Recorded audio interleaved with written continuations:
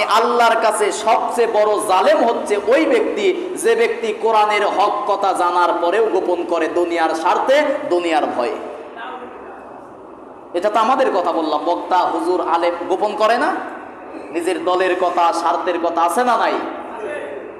তেলবাজি করতে করতে করতে করতে দুনিয়াতে জান্নাতের সার্টিফিকেট পর্যন্ত দেওয়ার মতো হুজুরও আমার দেশে আছে, ঠিক কিনা বলেন? ইমাম সাইয়েদ কুতুব রহমাতুল্লাহ আলাইকে যখন ফাঁসি দেওয়া হবে, ফাঁসির মঞ্চে নিয়ে যাওয়ার সময় তাকে এক ইমাম মস্ত বড় দাড়ি নিয়ে, জুব্বা নিয়ে, আলখিল্লা পরে এসে বলতেছে যে সাইয়েদ কুতুব, আপনাকে কিছুক্ষণ পরে ফাঁসি দেওয়া হবে, আপনি কালেমা পড়েন, তওবা পড়েন।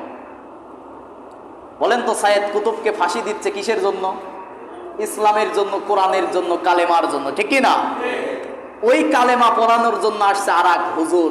এই দুই হুজুরের মধ্যে পার্থক্য আছে না নাই? এই দুই কালেমার মধ্যে পার্থক্য আছে না নাই?